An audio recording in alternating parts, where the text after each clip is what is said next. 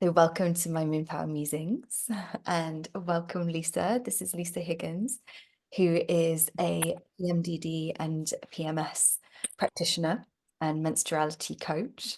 And so welcome Lisa. I'm so excited to be talking with you today. Thank you so much for joining us. Thank you, Chloe. It's really an honour to be here with you in this beautiful space today and have this nourishing and hopefully supportive conversation. Yeah, beautiful. Thank you.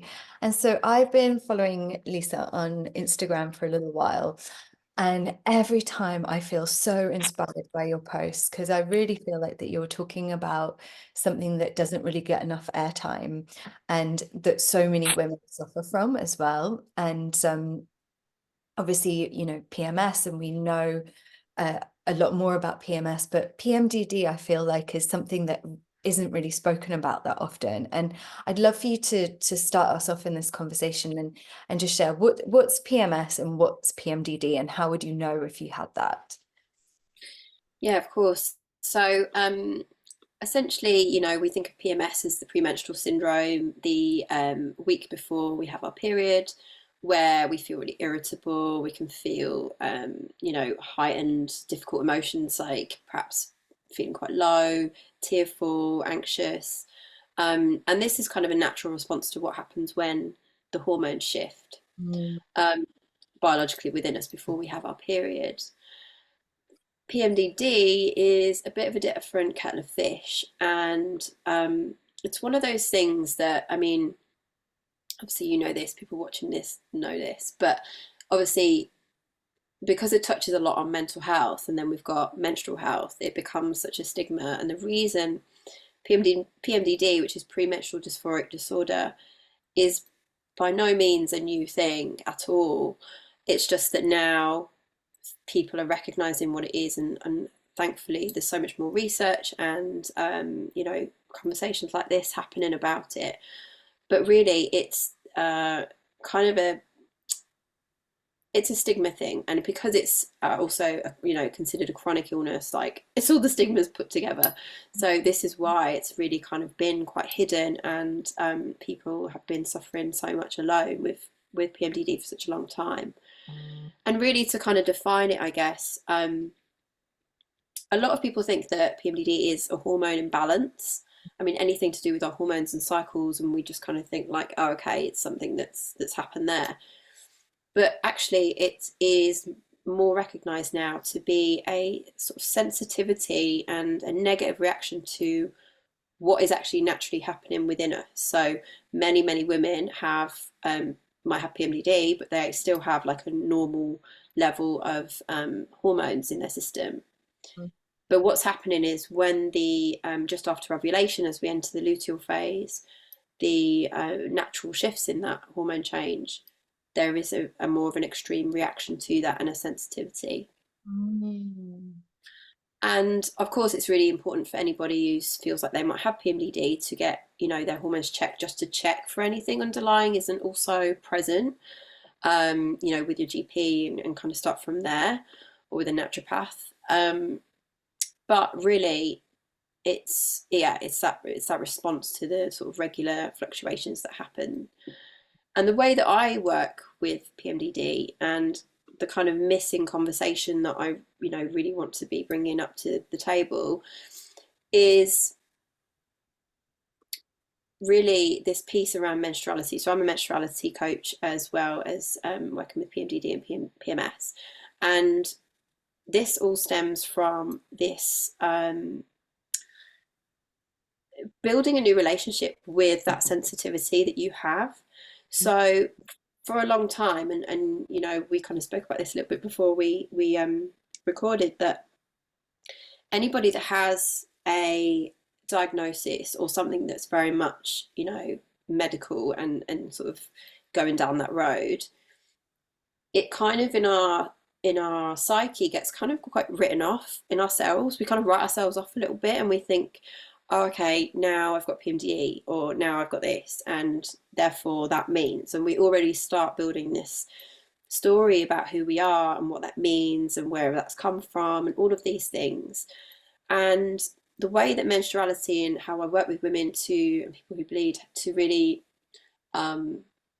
manage their symptoms and really kind of reframe what's happening to them is it's about engaging with yourself in a totally different way.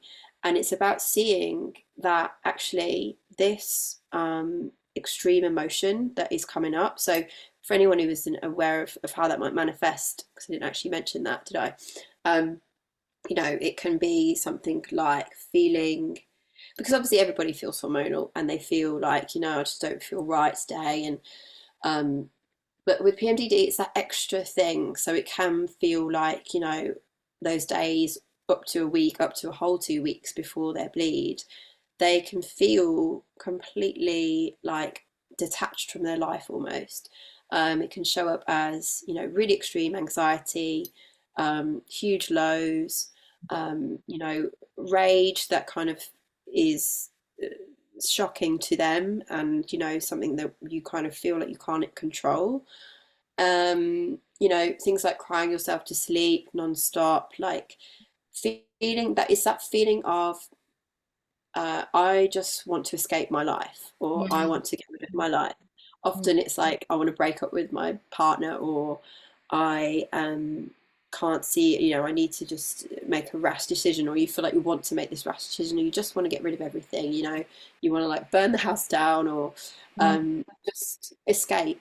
And it can also lead to suicidal thoughts, suicidal ideation. Many women who have PMDD experience that, and of course, again, unintrusive thoughts as well. That can also be, it's devastating and terrifying, and that it doesn't necessarily also mean that someone might act on it. Some people have attempted it with PMDD, so it's real. But it could even be just those intrusive thoughts, that you must uh, you should die, or all these things that can happen, which is also what happened to me, which I'll kind of speak yeah. about in a little bit. Um, and yeah, so it's that extra thing. Like it's not just like, oh, I feel a bit like knackered and like miserable. It's like, actually no, like these, and then having the realization that this is cyclical and this is happening on a monthly basis.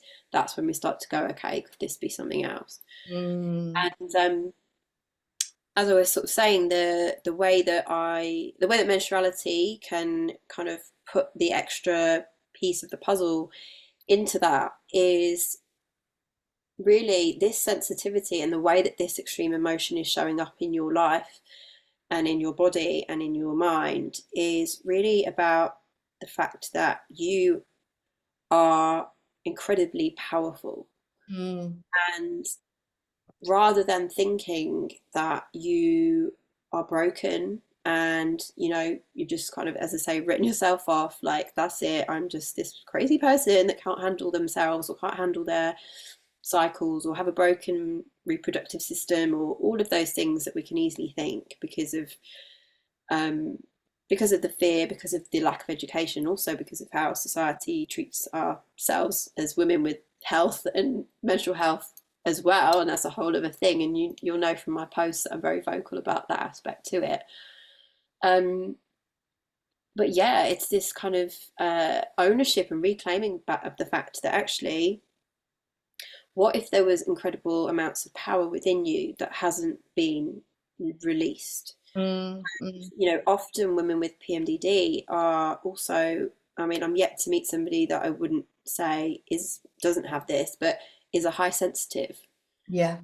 high Mm, sensitive people who need greater care for how they, are out in the world, how they kind of respond to the world. These people are incredible, creative people, incredible visionaries, incredibly empathic. They're the real sort of carers and the feelers of the world.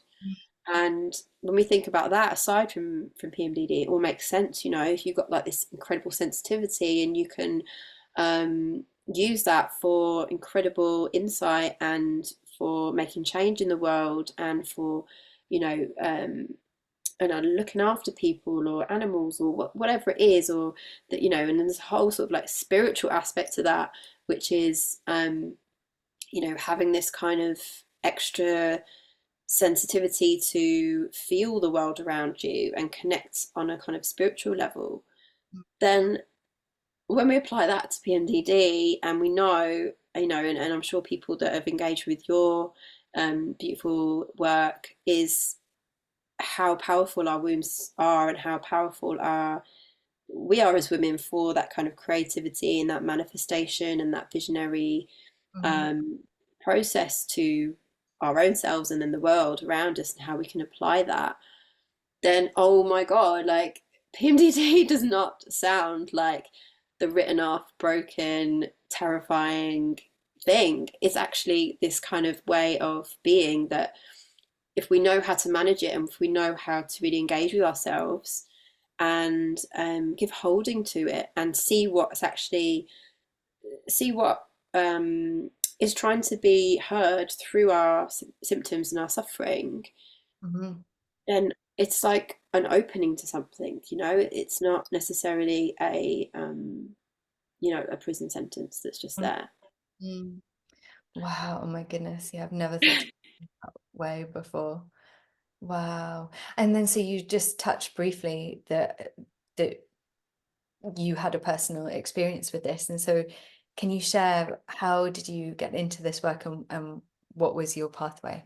Yeah, of course. So and this is where, I will also make a huge credit to everything that I'm talking to you about, is all comes from the work of two incredible women, Alexandra Pope and Shani Hugo Wurlitzer from the Red School, who I There were trained with. inspirations that the oils were birthed from their work. Oh, amazing. I did think that I was going to Yeah. ask you, actually. Yeah. So Yeah. yeah, I they did are the the I did queens. the first course I did with them was Wild Power.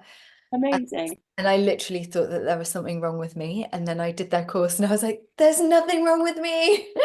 I'm just Exactly. a menstruating woman. Exactly. Yeah. Then in that course the idea came, well, we need oils blends to support the phases because there's there's so much power with plants and essential oils and everything. And I was like, this I couldn't, and I looked, I was like, does this exist? It didn't exist.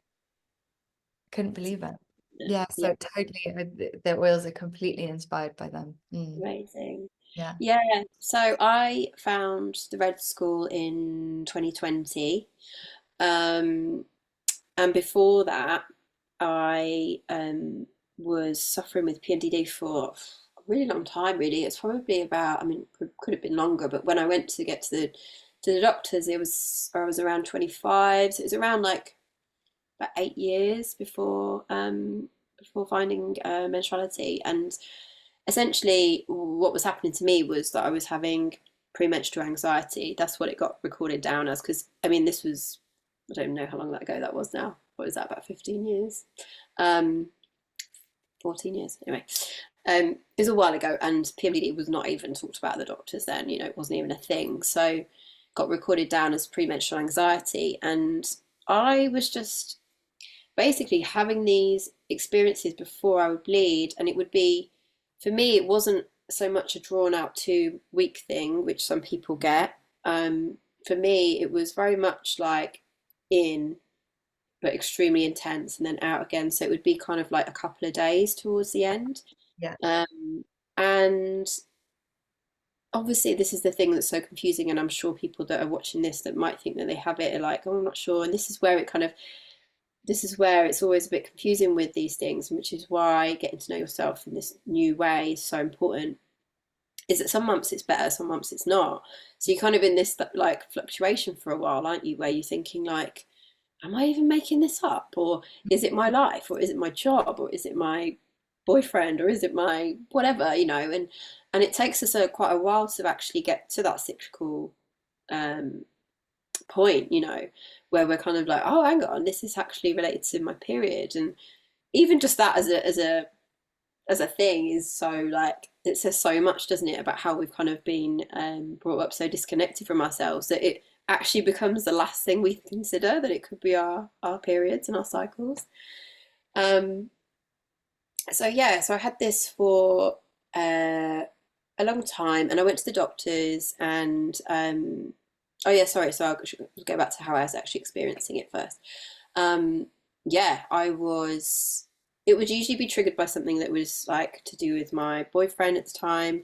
Um, you know, whether it was something to do with like, I don't know, say we'd fallen out about something, but it was like rather than it sort of just um, being a thing that then finished, it was those moments of escalation that used to be the things that the day after I'd be like, how did I let it, like, how did I let it get so extreme, like in terms of my reaction to it?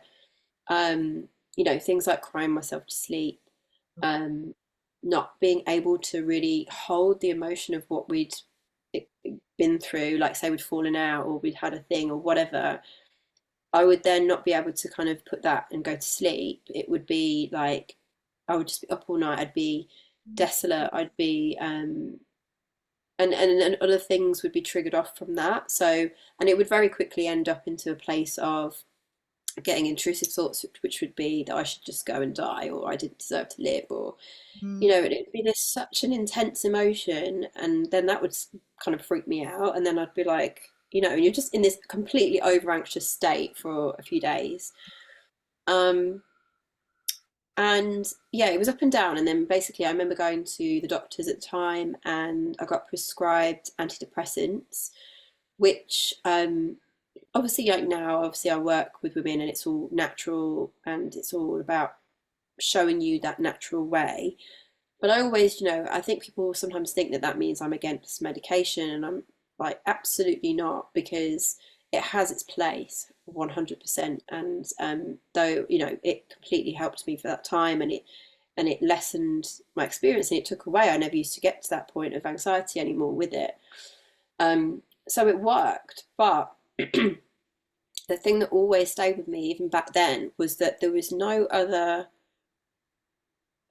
not even an explanation, or like even just a plan. And like I was about 25 at the time, and I remember thinking like and asking every doctor that I saw, like, is this just the plan now? Like, do I just until menopause, and then like it wasn't even like given a sentence or a story. Like the question wasn't ever able to be answered. It was always just, it was just like blank stares, or just like, oh well, if it's working for now, just keep taking it.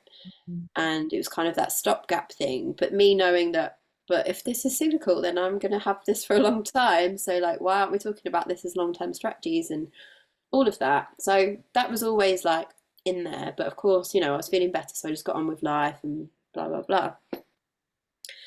And then it's funny how things happen, but yeah. And essentially, long story short, I wanted to go and do plant medicine in 2019, and in order to do that, to sit with ayahuasca, I had to be off. You have to be off everything, particularly SSRIs, because they can interact like toxic. I can't speak. So say it. Yeah. Toxicity. Yes. Yes. Um, and yeah, it can be really, really like even fatal. So it's real no. So I chose to come off them, and it had been such a long time since I'd felt that bad, um, that I was kind of like, well, do I even have that anymore? Maybe it was something that was just like in my 20s, or like, maybe I'm, I feel different now and whatever. Which I know a lot of people who take, long-term medication feel like that, you kind of think, well, maybe I'm not the same, and, let's see how it goes. So anyway, I came off them and then did the plant medicine, which was incredible, and another conversation. Um, Then I moved away to Indonesia for to live, which was amazing. But when I first got there, I experienced like the worst um, premenstrual anxiety like that I'd ever had. So it kind of like hit double hard. Um, and I realize now why that was, because when things are happening and your life is in change and you're in flux, or particularly when there's an ending or there's a new beginning to something, and you're in this place of like nothingness, which I was. And I just moved, like I was with my husband and we moved together, but like I'd left my whole identity in the UK, left all my friends, all my family, didn't have a job, and I was just in this beautiful place, but was like really lonely, had nothing to like hold on to. My husband had a job, I didn't. And it was just like, I now, looking back, realize that that's why, because that's where your symptoms can also become more severe. But anyway, at that point, yeah, it got really bad, and I was getting the same thoughts again, but they were even more stronger. And it was just like, I remember the worst it ever got to was when I was, we had like this, because we were in Bali and it's so beautiful there, and you get most places you can get like a swimming pool, and it's like, that's incredible. Um, but I remember just being in my swimming pool, being like, and having these thoughts that I should just drown. Like, Mm. there was no point to me. I should just, why don't you just drown? Or like, if you drown, nobody would know, so you could just do it. It was, just like wild thoughts like that. And at the same time as having those, it was really sad and terrifying, and I was upset. But it was like also this like, whoa, like what like what the fuck? And it was, I knew that there was not like, I knew I wasn't in a place where that was something I wanted to do. It didn't feel like an active thought. And I always say this because I think there is a difference with definition on how this can show up. And I think particularly so many women that I talk to have PMDD, they they feel that. And they always say to me, it's like, oh, it's not like I wanted to do it. It's just Mm. that the thought was there. And I think that's like a really important distinction, because that does happen to people. And I think there's a lot of people not talking about the fact that they have those thoughts because they're scared to say that, like, does that mean they were suicidal? And there's kind of like middle thing. There's a difference there. Yeah. Anyway, I just wanted to say that really. So yeah, anyway, so that was the lowest point, and it was just like, oh my God, and what is happening to me? How do I stop this? Like, I'm going crazy, I've lost my mind, blah blah blah. And at the time, I just picked up to take with me Wild Power, which is the book by the Red School, Yeah. by Alexandra Pope and Shani Hugo Wurlitzer, who I mentioned before. And I read their book, and I remember just being like, oh my God, like there was one phrase in it that was basically saying that um, it mentioned the suicidal ideation, and it mentioned it as like women who are high sensitives, who have potential trauma in their system, who have highly intuitive, Mm. may experience suicidal ideation at this time. And it was like, when you just feel like someone's just like rescued you from something, it was just like, oh my God, like it's not me, it's not just me, like this is a thing that they've worked with and compiled this you know whole methodology based on all this work with women that they've done for such a long time, and it's not just me. And then it was all of the book and everything that it said and stood for, and I was just like, whoa. Anyway, to kind of finish up on this, I realize I've been talking about this for a No, while, no, but it's it's, a journey, it's kind yeah. of like, yeah. I then saw that they had a place on the menstruality leadership program, and it started like a month later. And I was in a place in my life where I'd started doing a counselling diploma, but I was like kind of ready for something new. I didn't want to continue doing what I'd been doing before, and I was like in this new space with this new time. Um, and yeah, so I basically jumped on. They had one place left, and someone had just dropped out. It was like this crazy like fate thing.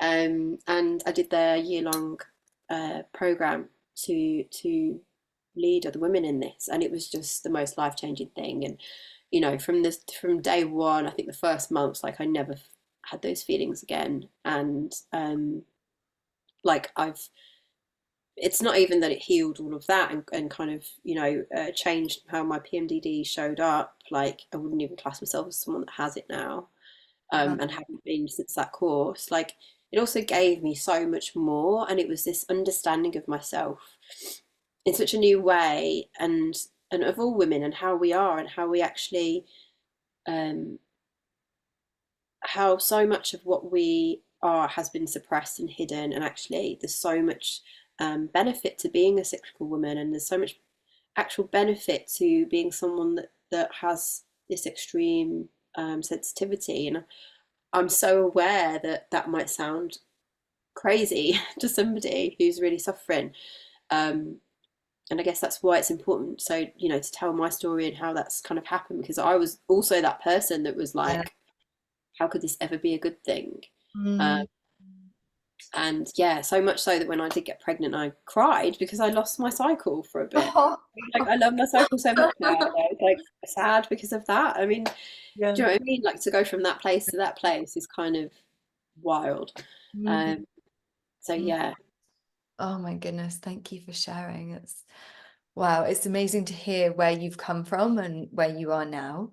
And so for those that are in that place of real darkness and not knowing where to turn, like what are the first steps that you suggest, and how do you start working with it? yeah. So what I would say is first of all to just realize, I guess, and know that you're not broken. Okay, Mm, that whatever's happening to you within you is something that is your current experience, but it's not it's not a thing that means you are that thing. You are broken. You are not broken. You are an incredible, powerful being who has all of this potential, and it's being held within you. Um, and actually, that those extreme symptoms that you're suffering with are actually your cycle kind of shouting to you, in a sense, to come into this relationship. It's almost like, and this can sound, very woo, some people might be like, what? I don't understand what she's talking about. But, you know, it's almost like, I feel like that it's almost like, it's really hard to say because it just sounds so like, I don't know.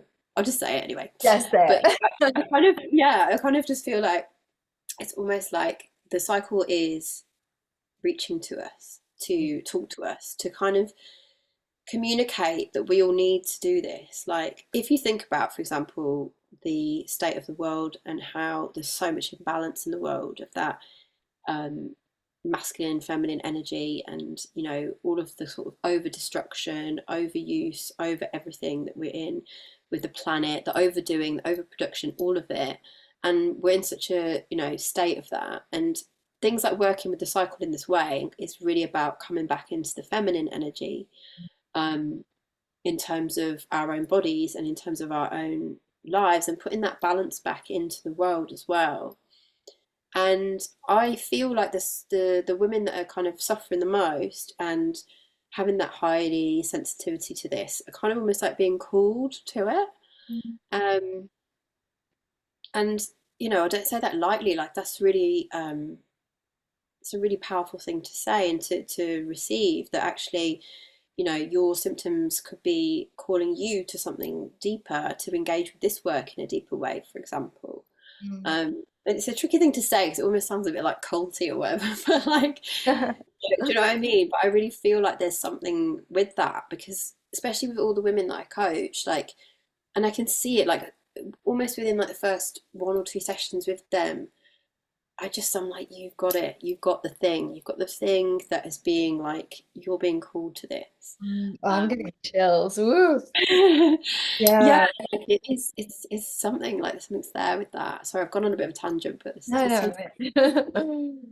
But yeah, so if if you are suffering, just to know that, just to be reassured that actually, you know, you're being kind of communicated through these symptoms.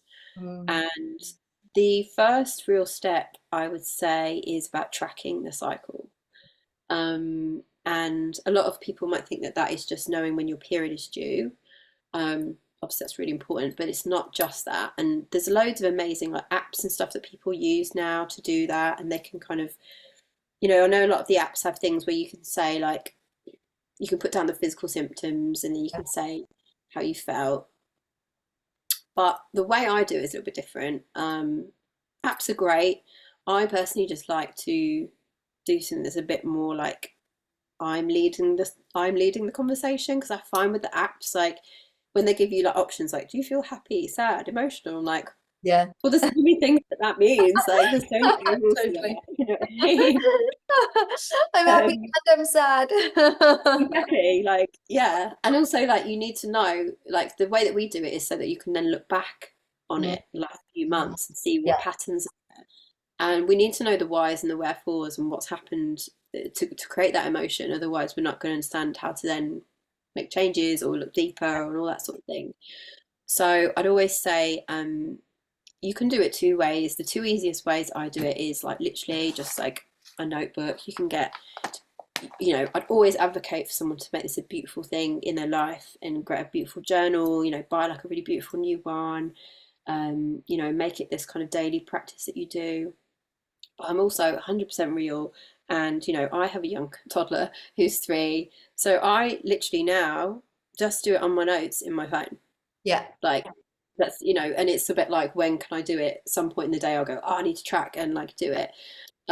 Because, you know, the most important thing about tracking is that it has to be maintained. Mhm. So, you know, telling someone to go and buy a journal and do this beautiful practice and this ritual is lovely, but are they going to be doing it on days Yeah. 7, 8, 9, 10, 11, 12? Like, you know, it's got to fit in with your life and be a thing that you can do. So, yeah, even if you have just notes on your phone, like I know somebody that tracks only in emojis. Oh, wow. Like, if that if that appeals and that's what you feel like you can do, that totally works as well, as long as you can kind of remember what Wow. it taps into, you know. So yeah, tracking is 100% the And, first and thing. when you're tracking, are Sorry. you're Mm. tracking your emotions, or physical symptoms, anything else? Yeah. So what I would do, so you'd start with the day that you're, so the date, so Yeah. Tuesday the 2nd of July, and then you would say what day of your cycle you're on. If you don't know, it's always the first day of your period is day 1, Yeah. and that's also like when you're in like full flow. Some people get like a bit of spotting and they're like, is that day 1 or like I'm not sure. But you know when it's like, okay, I'm bleeding. That is day 1. Right. Okay. Hmm. Um, and then we just want to think about how are we feeling on a physical level, so energy levels, any physical symptoms or discomforts, um, positive stuff too. So like, you know, are you feeling really great in your body? Are you feeling really like you could go and do like, I don't know, go and dance or go and like do a run, or you feel like going to like a big power workout, or like, you know, any of that stuff about how you feel in your body. And then we want to think about the emotions as well. So how are you feeling? You know, are you feeling kind of grounded and calm? Are you feeling all over the place? Are you feeling chaotic? Are you feeling emotional, like tearful? Are you feeling annoyed? Are you feeling, you know, springy and positive, and the whole plethora, like as kind of detailed as you can get with how you're feeling emotionally. And then you also want to include anything that is kind of like it's triggered you, or um, just anything of note. Like, say, I don't know, it's someone's birthday, or it's a big day at work, or it's, I don't know, like the random things that I come up with my tracking now. Like, you can write things about food and diet if you want. You can write about, like, I don't know, like, for me, I always it's important, for example, when to recognize when I'm heading into the luteal phase. So it could be like, you know, today I was driving and it was fun. I had a really great morning, but when I was driving at lunch, like I got really pissed off at someone in the car opposite, and like I could feel this like I think I might be heading into the luteal, like which we call the inner autumn in menstruality.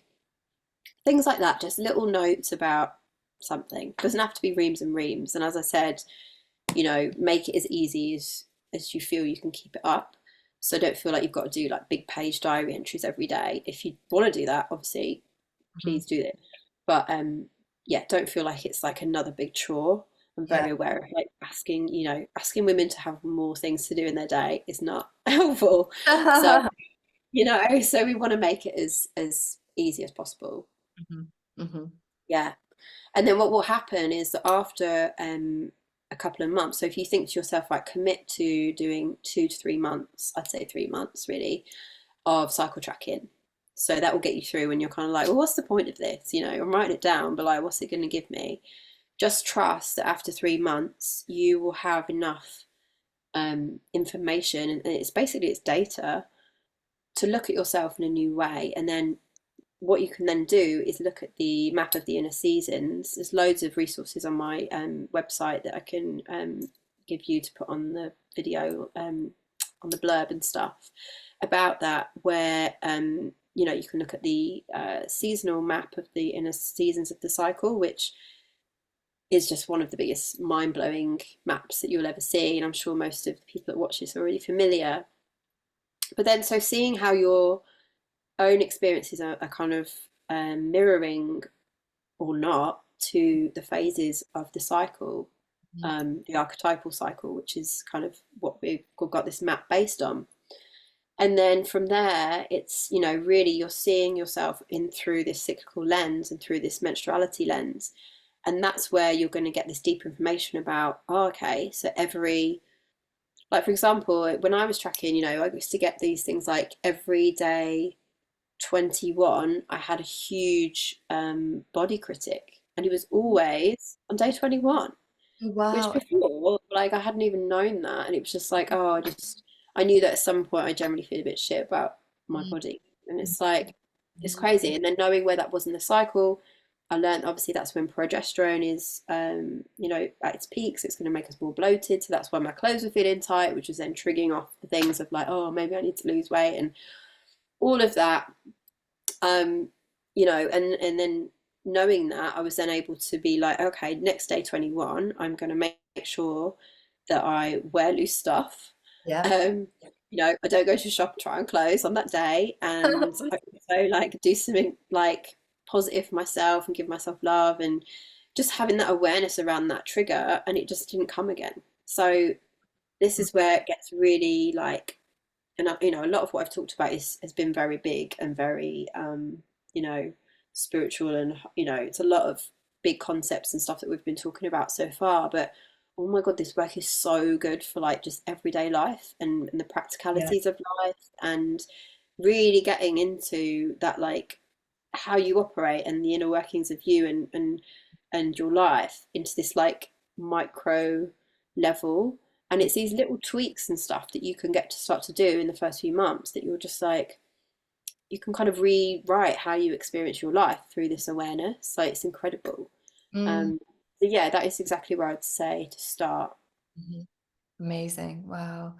And it also feels that it's like taking the power back of the situation as well, because you're coming back to you and you're learning about you and your the way that you operate in the world and in your being. And so it's not that asking on the outside or asking the doctor of what should I do? It's like, oh, let me come back home to me and learn from me and then make informed decisions and how things can change. It feels really powerful. Mm, Yeah, that is exactly right. Like, yeah, it's ownership, it's body literacy, and it's exactly that, taking your power back, and kind of you leading your life rather than feeling like your life and your hormones are kind of against you. It's actually, you're working with what's happening, and you're getting into this new kind of relationship, mm, um, which again, then just from having that empowerment and that can kind of control, really, it gives you control back to a certain degree. And it gives you that sense of distance between yourself and your emotions and your symptoms. It's like, oh, okay, that's happening, and that's because of that. And it kind of gives you this narrative to the experience, which, for something that is really involved in with mental health, so important, really, to just feel reassured and validated. yeah. And so if someone, let's say they're tracking their cycle, they've seen their patterns, and then they're at day whichever in the luteal phase, day 23 or something, and the PMDD has like really flared up, and all of the things that you spoke around, like what is in those moments, like what do you suggest? Because you know what it's like also whenever we're in the depths, it's like everything everything flies out the window. Like when I'm in the deep depths of despair, it's like I can't remember a single helpful thing to do to for myself. It's so annoying. And I feel like this is also the point where it's so good to have like amazing sisters in your life that understand and that help you remember, because I often find when I forget, and if I call one of my friends, they'll be, why don't you just do this and this and this? And I'm like, oh yeah, yeah, thanks. But so what are the little go-tos that you have in your toolkit? So, well, yeah, community is everything, as you just said. Like, it's so important for us to remember that all of our experiences, like, we've been so isolated as women for such a long time with our menstrual health and our menstrual health experience. And this is just another example of that. Um, I have a Facebook group, it's called Healing PMDD Naturally. And that is, first of all, a safe space for women to come and just release, say how they're feeling. We've got about 120, I think, now in the group, and it's a place where we do like workshops and things like that as well, and resources. But it's also first and foremost a place for that. So it's a place for when you're feeling that extremity and you feel alone, nobody understands you. You can go and just post something and just let it out and just be. So yeah, having that space, whether it is that group, whether it's a safe friend that you can talk to who gets it, um, you know, DM me, come DM me, let it out. Like, I'm always there. It's finding those spaces where those women understand what you're going through, and you can share. And obviously, in this day and age, we've got so many tools, we've got Yeah. phones. There's so many ways to communicate online with that, and I think online is, for all of its you know sort of negative side, it does bring people together in that sense. So finding allies is so, so important. Um, if you have somebody in your family or a partner, or as I said, a trusted friend, like, I would say do that, before it gets to that point, but just telling them that you might struggle on that day, Yeah. and things that they could do to support you, whether that's, just being there for you to just say, like, I'm feeling really rough today. It's day 27 or 28. And for them to just understand that gives you that kind of like, oh, I can kind of just be. Because so much of this is also, we're in this sort of like this own cycle, I guess, for Mm. want of a better word, of like fearing what we're experiencing, because it is frightening and horrible. And it's, like you say, it's so hard to get out of that when you're in it. And I think just somebody knowing that that's happening can give you that kind of breather from it, Mm. 100%. And um, having that, yeah, having that connection to somebody outside of yourself is really important. So if you can kind of prep somebody to be there, that you can just kind of say, oh, I'm feeling rough, or I don't know, plan something positive for around that day. It's really all about planning. Like, it's so much about awareness and planning and having that in. And if you are in a space and you've done all these things and you're still having such a difficult time in the moment, I guess it is knowing that this is happening because you are, it's kind of happening because it's supposed to be happening. Like, Mm. one of the things I haven't mentioned actually that I'd love to just say is, when we think about our cycles, like if we think about a period as like day one, Mm. and obviously about this with, and we most of the people watching this should hopefully know about this with the seasons of the inner winter being menstruation, the inner spring, the follicular phase, and then we've got ovulation as the inner summer, premenstrual phase as the inner autumn. If we think about that in terms of roughly, you've got your period as day one, and you kind of come back round through your cycle, through your month. And when this extreme symptoms of PMDD are happening, usually it's around the end of that cycle. This is actually like that period of that space of time between the end of the cycle and the start of the new cycle. It's kind of like the death of that cycle, Mm. and it has to happen in order for the next bleed to come, and in order for it to be continually on this cyclical process. Mhm. Really similar to things like, the cycle of day and night, for example, and also obviously the seasons of the year. Even just like our breath, we just think about our breath cycle, the in and out, inhalation, exhalation, like, it's constant, and it has to, like, one aspect cannot happen without the next aspect and the one before it, and it's this continual process. And when we think about that in terms of how we can feel when we're in that PMDD hell at the end of the month, it's really, really hard to see past even that moment of time. Mm. But knowing that that's actually because, like, when things happen to me, and I haven't experienced it as extreme as before since 2020, but whenever I think anything now, in lots of different ways in life, that is like I'm stuck in a place where it's like I can't imagine anything else, and I feel so stuck and trapped in this emotion or this feeling. It's like, um, you know, this is a death that's happening. This is something that has to be released in order for this to be let go of. And I guess knowing that can really just give somebody that hope and permission to be exactly where they are, and to know that what's happening to you is something that's being um, kind of let go of and released, and that it will kind of Mm, move forward into this next cycle, um, to start again. mhm, The mhm. other thing I would also say is, without kind of being like, everybody come and do my course and work with me, but really, Should. this, without kind of feeling a bit like promotiony, which I don't want to come across as, but really, what I've said today is such a tiny, tiny fraction of this work. Yeah. And if you are somebody that's serious about wanting to change how you're experiencing your PMDD, then there's so much more to be engaging with and to learn. And, when I work with people, we do it over months to a year, depending on how they want to do it. We can do 3 months, 6 to a year in terms of how often they want to do sessions. But really, every cycle has a new way to kind of practice and refine this and kind of get closer to learning who you are and getting deeper with it.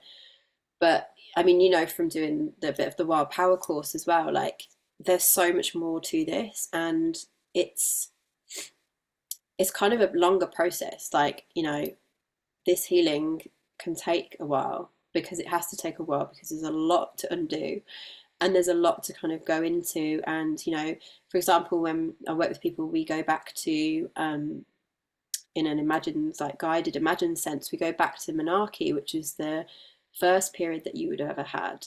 And we go back to that space and look at what was happening around in your life around that time, for example. And we look at rewriting some stuff there. And it's really about, menstruality, and in its sense is about really rewriting and reclaiming the whole arc of the story of what it is to be a woman through our menstruality. So it's, monarchy, the first bleed, Yeah. it's who we are in our cycling years, and looking at that monthly cycle that we go on, obviously leading up to perimenopause, menopause, and then postmenopause life. So as well as kind of looking at what's happening to you now, it's really about um, like giving you this whole new way of experiencing your entire life, really, like, Yeah. because it gives you this whole new sense of how to engage with your life, how to connect to yourself as a woman. And then you're now, depending on where you are in your cycle, when I meet people, like, this work is exactly the preparation you need for perimenopause and menopause, for example, because they're all totally linked. Um, and yeah, that's another sort of conversation, of course, but like, yeah, there's more to this than just kind of knowing what to do in one moment, because actually when you spend the time and re-engage yourself with this work, that is where the deeper healing comes. That's where the kind of the big long-term stuff happens. um yeah. Wow, amazing. So beautiful. It's so powerful.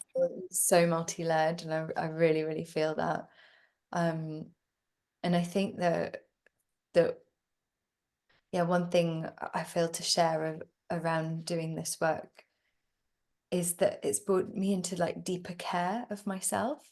Mhm. These moments like where I was really mean, and Mm. like particularly like what you were saying with the like body berating and all of that kind of stuff. It's like that there is the moment where now I'm so much more kinder, because knowing this, and it's from this work that that kindness was being able to be brought in, whereas before I just didn't have that.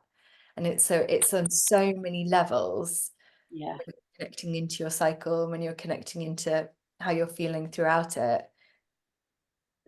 It's yeah, it's not just I feel you, is what I'm trying to say, is like it's so many layers. It's like the ripple out is vast. Yeah, it is, and this is, gets so mind blown. I still get blown away about it all the time because it's just, and like what you just said about the body stuff, it's like, and then that ties into how we've been, our bodies have been kind of, all the body insecurity as women that we've had over the centuries, and at the same time as our body shame and our menstrual shame, and like everything Mm. is interwoven. And really, when you reclaim yourself in terms of menstruality, you're really reclaiming all those other parts to you, and as well. And it's like it has incredible effects on self-esteem, on confidence, and that can go into things like your sexuality and how you connect to yourself and your sexual energy, to, like you say, like body confidence and positivity, relationships, how you relate to people, like the dreams and goals you want to have in terms of like you know creativity or your work goals, or like there's just so much, like it's just mad. It's just like wow. And it's just incredible. Yeah, it's really, really incredible. Beautiful. Oh, thank you, Lisa. And will you share a practice that we could do? So just a little taster on how Yes, it is to work with you. And yes, absolutely. If you want to just get comfy and take a few minutes to just take a few deep breaths.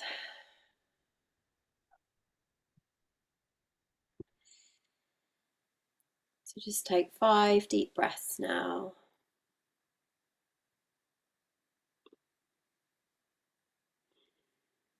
And really just grounding.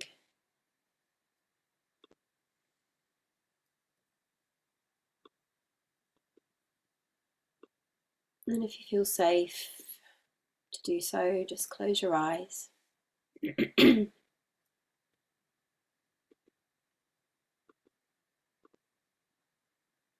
in this practice, we're just going to really connect to that rhythmic,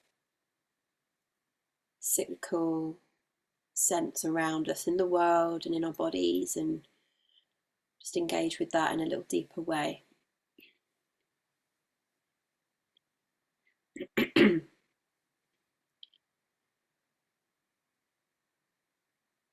So as you continue to breathe, I want you to think about the cycle of day and night. I want you to think about the sun and how it rises at dawn, and gently bringing light and warmth to the world.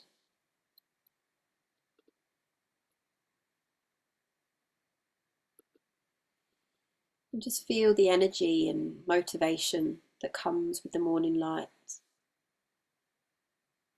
and how it inspires new ideas and a fresh start.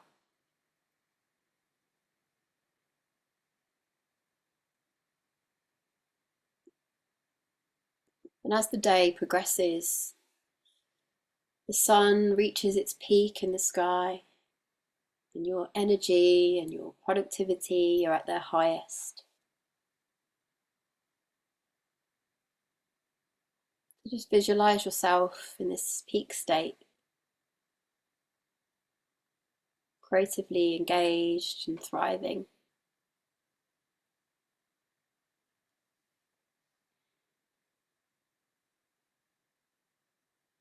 And now I want you to see the sun as it wanes and begins to set. And as it sets, brings with it this sense of calm and letting go. The sky gets darker and the moon rises. It casts this gentle glow over us. And this is a time for reflection as we're winding down, and we're allowing ourselves and our minds to process and integrate the day.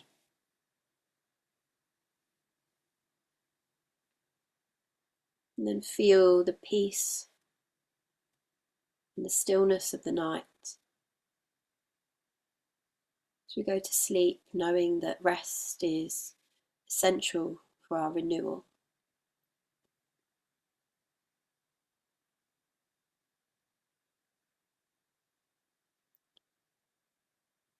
And next, I want you to imagine the cycle of the seasons. So, if we begin with spring, feel this time of new beginnings and growth. That fresh energy of new ideas, sense of playfulness and lightfulness is really sprouting within you, just like the buds on the trees and the flowers.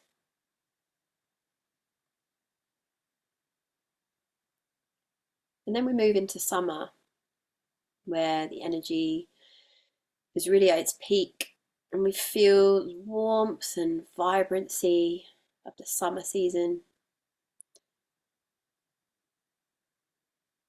We are really fueling our creativity, our connection to others, our relationships, and we're really allowing ourselves to flourish and be seen.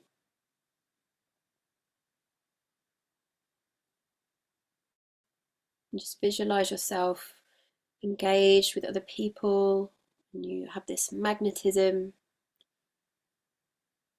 and all your ideas are being brought to life with enthusiasm.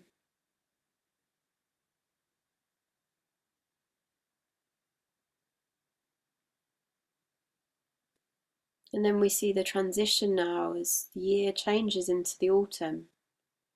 The air cools, the leaves change colour and begin to fall. And just like the autumn, this is a time where we can harvest the fruits of our labour, can reflect on what we've achieved. And it's time to really let go of what no longer serves. And it's a time to really start going into the underbelly of who we are and allowing the wild woman to be stirred up and that inner sensitivity to surface.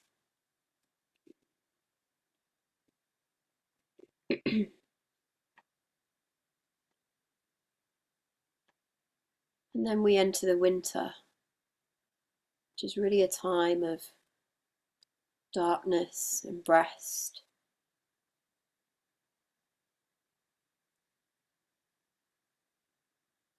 We want to visualize this sense of nurturing and stopping and allowing our bodies, our minds, our souls to drop into a space of nothingness.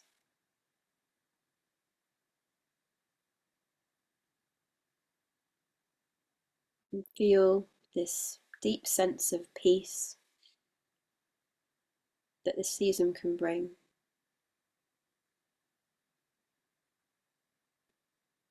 Knowing how crucial this rest is for our well-being.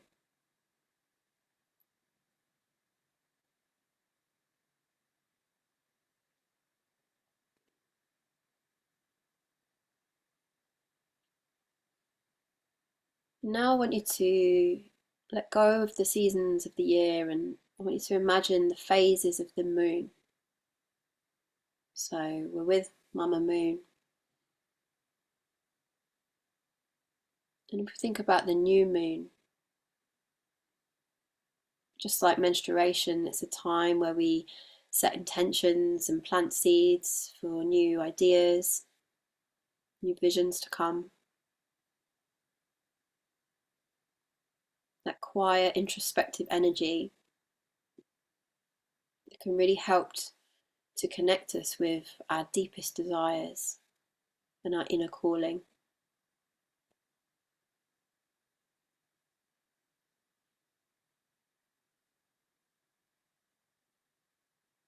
And then we can see how the moon starts to wax, growing brighter every night, just as we do in our inner spring phase of the cycle.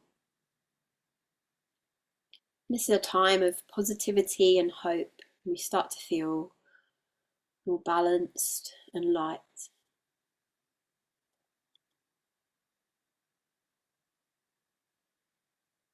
Now I'll see the full moon radiating now with powerful energy. This is like the inner summer of the menstrual cycle, the time for really celebrating and showing ourselves fully.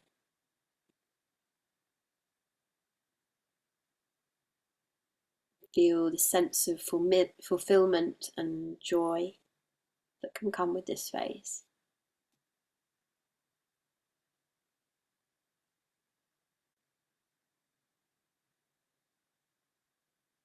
And finally, visualize the moon waning, gradually diminishing in light every night.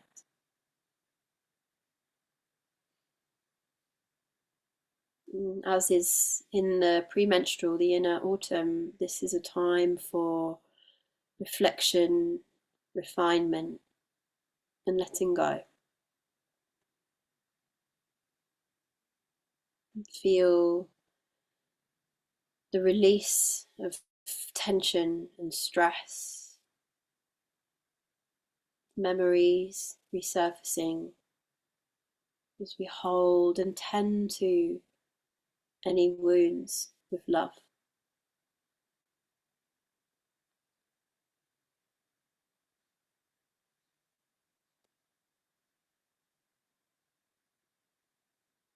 Now I want you to focus on the healing energy that is within you.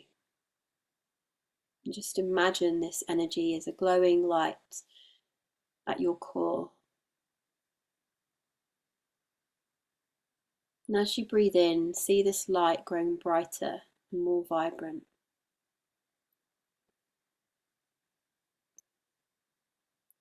And as you breathe out, feel how it spreads throughout your entire body, filling you with warmth and calm.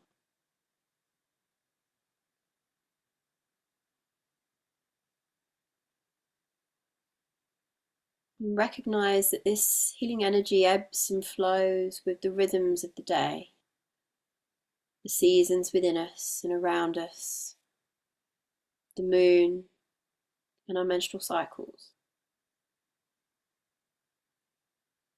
May we all slow down enough to really notice the rising energy of morning, of spring, inner spring, and the waxing moon, and all of the phases, and really honour the introspective, restorative energies of night, of winter, the waning moon, the new moon, the menstruation. See, each rhythm is as it should be, and so are we.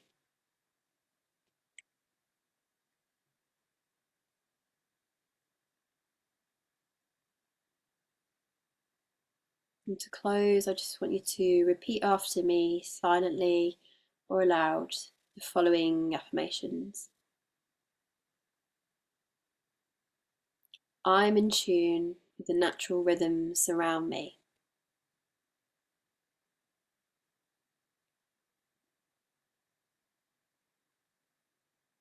I embrace the ebb and flow of my energy and emotions.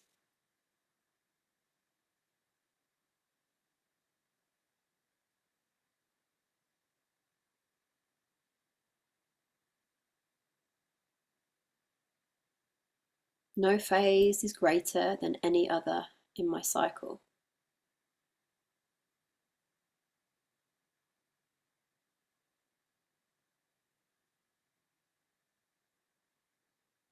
I honour the times of activity and rest, light and dark, knowing all are essential for my health and my growth as a cyclical being.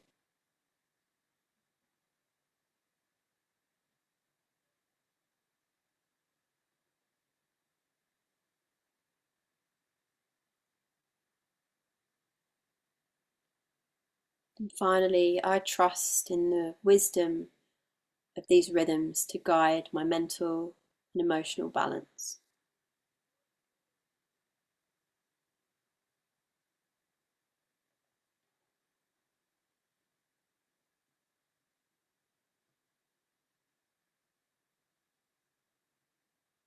So just take a few more deep breaths.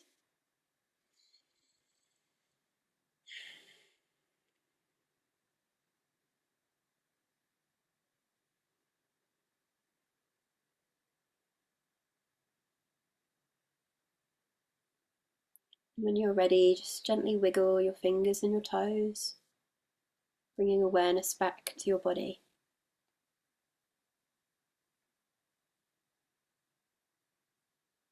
Slowly open your eyes and return to the present moment. Hopefully, a new sense of balance. Thank you, Lisa. Wow, I feel so calm. I'm rested, actually. It's like, thank you. Oh, thank you so much for everything that you shared. This is such a beautiful and powerful conversation, and yeah, I'm really grateful. And then so if someone wanted to work with you, what's the best way to find you? So yeah, you can find me so my website is lisahigginscoach.com. I'm also on Instagram at Lisa Higgins Rebel. Mhm. And if you go onto my website, you can get there's lots of free resources and practices you can check out. Everything from meditations to we've got a cycle starter kit, also a free class. It's like a little 15-minute class you can just get straight away. So check out all of those. If you feel called to go a bit deeper with me on this and really kind of learn menstruality, then yes, there's courses on there, self-study course. We've also got um, some openings coming up for one-to-one soon in the next few months. So yeah, get in touch, drop me a line. You can contact me through Instagram or through the website, and yeah, take it from there. Amazing. Thank you, Lisa. Thank you. Thank So you. Oh, and thank you for everyone that joined us. And yeah, sending you so much love, and that we really hope that this conversation has been inspiring. Okay. thank Bye. you.